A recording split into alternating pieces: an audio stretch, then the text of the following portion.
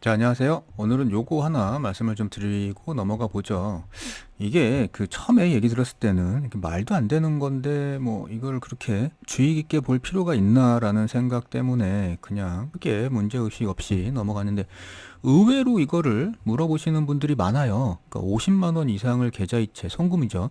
계좌이체 하면 국세청 AI가 그거를 감시하고 있다가 적발해가지고 증여세를 과세한다 이런 말이거든요. 특히나 SNS에서 이거 캡처해가지고 물어보시는 분들이 계신데 이게 가만히 보면 하나하나가 말이 안 되거든요. 근데 이제 언뜻 보면 뭔가 좀 그럴듯해 보이죠. 여기 AI라는 말도 있고요. 그 다음에 뭔가 50만 원이라니까 뭐 기준도 명확해 보이는 것 같고. 그래서 이게 진짜 같은데, 그래서 이제 처음 보시는 분들은 물어보시나 봐요. 근데 이 말이 안 되는 거죠. 그러다 보니까 국세청도 최근에 이제 보도자료를 냈어요. 가짜 뉴스라고. 그래서 이런 가짜 뉴스가 퍼지고 있는데 국세청 입장은 전혀 사실이 아님을 말씀드립니다. 이렇게 돼 있어요. 그래서 이러한 경우에는 증여세 과세 대상이 아니에요. 이런 것까지 얘기를 하고 있죠. 이 말이 왜 말이 안 되냐를 하나씩 좀 뜯어볼게요.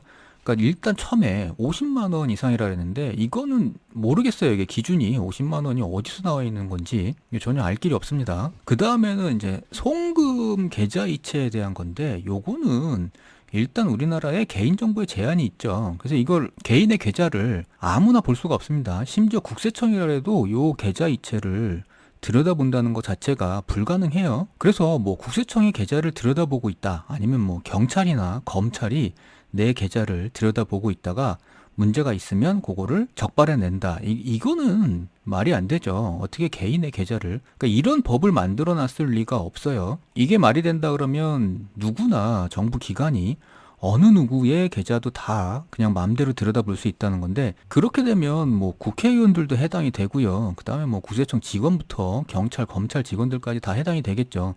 그러니까 그런 법을 만들거나 시행을 했을 리는 없고요. 단지 요게 탈세 혐의가 있거나 그래가지고 세무조사를 하게 되면, 혹은 범죄 혐의가 있어서 조사를 해야 된다. 이러면 어떤 법적 절차를 밟아가지고 계좌에 대한 정보를 수집하겠죠. 그러니까 요런 단계가 없이 그냥 AI가 있다 그래서 이 계좌를 들여다보기는 힘듭니다. 심지어 그게 계좌에서 뭐 1,000만 원을 이체하던 뭐 1억을 이체하던 국세청이 알지 못해요. 이 계좌에서 이체된 내역을. 어떤 다른 부분에서 이렇게 탈세한 혐의가 있거나 그러면 이쪽으로 가는 거지, 이게 처음부터 그냥 모든 계좌를 들여다보고 있을 수는 없습니다. 그러다 보니 송금 내역, 계좌 이체 내역을 AI가 적발해낸다는 건 요거는 말이 안 되죠. 요것도.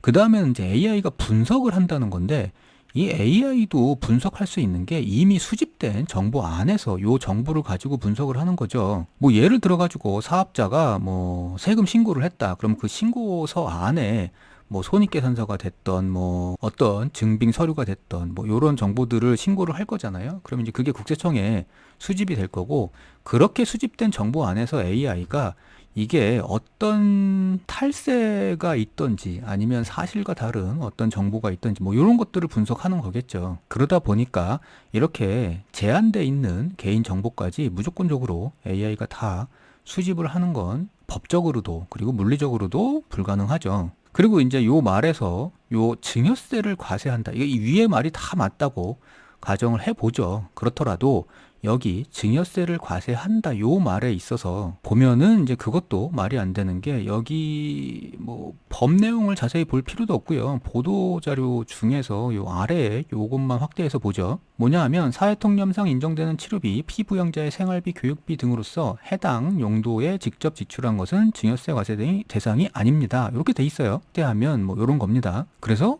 생활비나 교육비 등을 피부양자한테 지급하는 거는 증여세 과세 대상이 아니다. 이런 말이에요. 그래서 50만 원 이상이 뭐 증여세 대상이다. 그 다음에 뭐 송금하면 이걸 다 AI가 들여다보고 있다. 그래서 적발한다. 이 말이 다 맞다고 쳐도 이 50만 원의 용도가 뭐냐에 따라서 무조건적인 증여세를 과세하는 건 아니겠죠. 증여세 과세 대상이 맞다고 해도 생활비나 교육비나 여기에 나오는 것처럼 피부양자한테 필요한 요 돈을 준 거다. 그러면 증여세 과세 대상은 당연히 아니겠죠. 그리고 보통 가족한테 50만 원 정도를 송금한다는 건 뭔가 여기 어딘가에 해당이 되지 않을까요? 뭐 그렇게 어마어마한 돈도 아니고 그걸 가지고 뭐 부동산을 살 것도 아니고요. 자동차를 살 것도 아니고 여하튼 그게 증여 대상이 맞다고 하더라도 여기에 해당이 되는 이상 증여세 과세 대상은 아니라는 거죠.